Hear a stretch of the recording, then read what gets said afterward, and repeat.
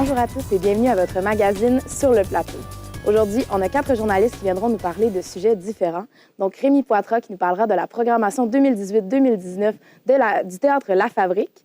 Ensuite, on aura Marie Loubré qui nous parlera de Martin Deschamps, mais Marianne Bessette qui nous parlera de Mégane Perrot. Et on commence notre émission avec Marie-Lou Simard qui nous parlera du décès de Mme Sarah Tremblay. Bonjour Marie-Lou. Bonjour.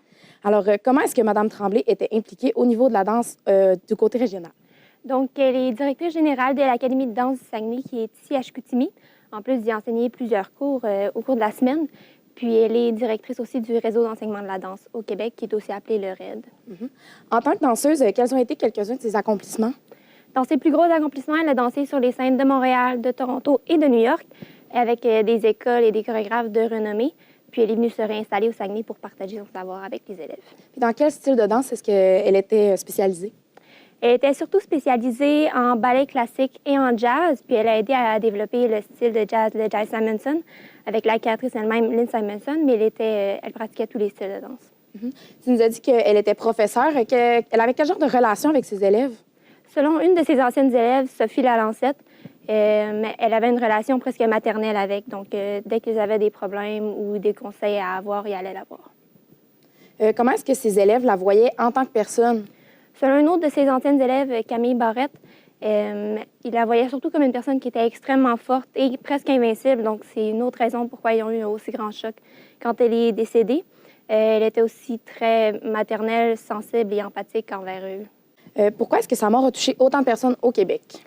Donc, elle a enseigné pendant plusieurs années. Donc, il y a de nombreuses générations qui l'ont eu comme professeur. Des fois, il y a des danseurs qui y allaient puis que leurs parents avaient dansé avec. Donc, puis elle a aussi créé beaucoup de contacts partout au Québec au fil des années. Les gens la voyaient vraiment comme une femme très attachante. Puis tu nous as dit aussi qu'elle avait contribué à créer un style de danse. Dans le fond, à quoi consiste ce style de danse-là?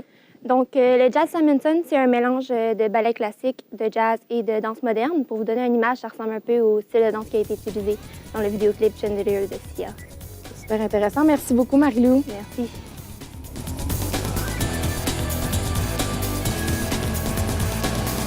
On reçoit maintenant Marianne Bessette qui va nous parler d'une jeune chanteuse. Bonjour, Marianne. Bonjour, Sophie. Alors, justement, tu vas nous parler d'une chanteuse aujourd'hui. Oui, donc aujourd'hui, je vais vous parler de Mégane Perrot, qui est une jeune adolescente de 17 ans qui pratique le chant depuis maintenant 5 ans. Et depuis quelques temps, Mégane elle a des projets concernant sa carrière en chant. Est-ce que tu peux nous en dire plus un peu sur ces projets, justement? Oui, donc premièrement, comme à toutes les années, dans pas mal tous les cégeps du Québec, il y a un spectacle qui s'appelle Cégep en spectacle, qui est dans le fond, mis en scène pour montrer au grand public le talent des jeunes cégepiens. Donc, comme vous avez pu le deviner, Mégane va participer à ce spectacle. Et comme tous les autres participants, elle a dû faire les auditions, puis par la suite, elle a su qu'elle avait été sélectionnée. Et est-ce qu'il y a des raisons pourquoi elle a décidé de participer justement à Cégep en spectacle? Oui, donc premièrement, c'est vraiment pour se pratiquer, puisque Mégane, ça fait quand même longtemps qu'elle n'a pas fait de spectacle devant grand public, donc c'est pour se pratiquer. Et deuxièmement, c'est pour changer de public, parce que Mégane a récemment déménagé ici au Saguenay-Lac-Saint-Jean dans le cadre de ses études. Donc, c'est vraiment pour montrer aux Saguenayens de quel bois ils se chauffent et pour que les Saguenayens apprennent à la connaître. Est-ce que tu sais qu'est-ce qu'elle va nous chanter justement pendant le spectacle? Oui, donc cette année, Mégane va chanter la chanson « Pour que tu m'aimes encore » de Céline Dion. Puis, à part Cégep en spectacle, est-ce qu'elle a d'autres projets en tête? Oui, donc ça fait plusieurs moments que Mégane y pense, mais elle aimerait beaucoup se créer une chaîne YouTube dans le but d'y publier des reprises de chansons d'artistes connus. Donc, elle ne sait pas encore quelles chansons vont être publiées sur sa chaîne. Par contre, on sait que ça va être des chansons de style pop et pop britannique, puisque ce sont des styles de musique que Mégane, elle apprécie beaucoup. Et un petit potin pour vous, en fait, Mégane, elle m'a confié que la première chanson qui allait être publiée sur sa chaîne YouTube, il s'agit de Dancing on My Own de Callum Scott. Alors, c'est cette chanson-là qui va inaugurer son projet web. Bien, merci beaucoup, Marianne. Merci.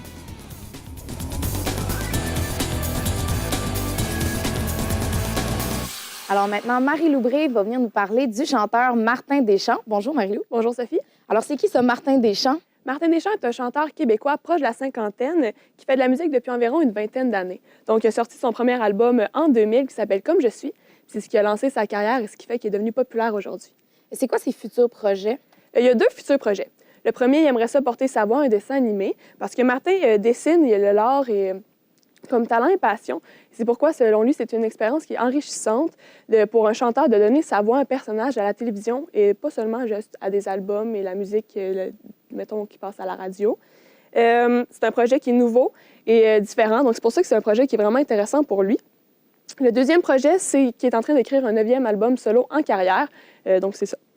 Et on voit qu'il y a beaucoup de projets. Comment est-ce qu'il trouve le temps pour faire tous ces projets-là? Martin peut passer des mois sans écrire aucune chanson, aucune musique, puis en une fin de semaine, peut écrire un album au complet.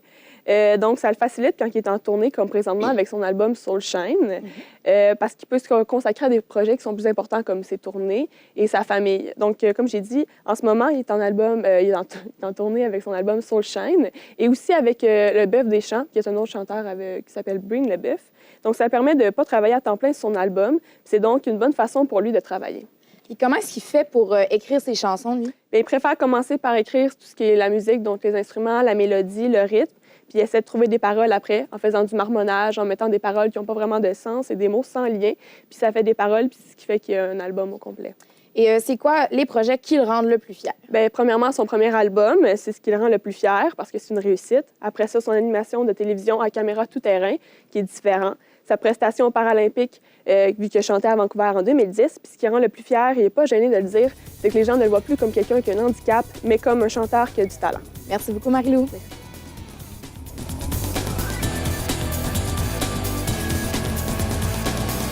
On termine notre émission avec Rémi Poitras qui vient nous parler de la programmation 2018-2019 du Théâtre La Rubrique. Bonjour Rémi. Bonjour. Alors, on peut voir du théâtre justement à Saguenay. Oui, justement, le Théâtre La Rubrique est un théâtre de la région qui diffuse toutes sortes de pièces pour la population du Saguenay-Lac-Saint-Jean.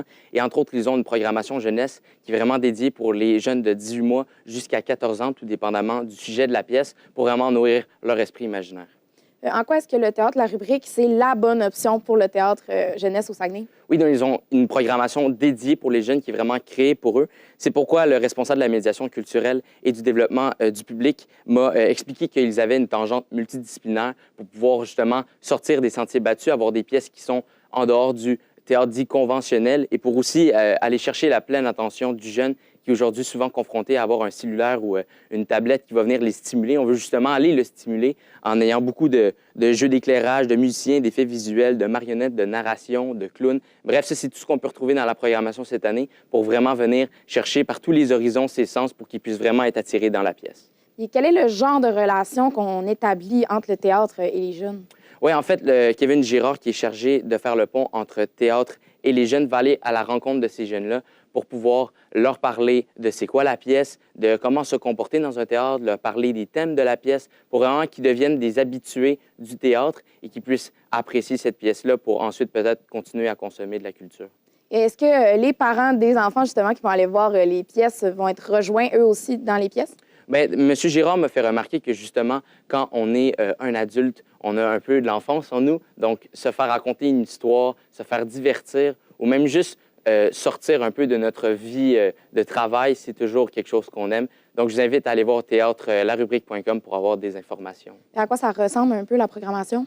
Bien, en fait, la programmation cette année, elle a 4 pièces et c'est vraiment pour tous les âges, comme je vous disais, entre 18 mois jusqu'à 14 ans. Donc, vous pouvez vraiment trouver votre comble. Donc, merci beaucoup, Rémi. C'est déjà la fin de notre émission. On remercie nos journalistes, donc Rémi Poitras, Marie Loubré, Marie-Lou Simard et Marianne Bessette. Et on vous remercie aussi à la maison. Et on vous dit à l'année prochaine sur votre magazine Sur le plateau. Merci beaucoup.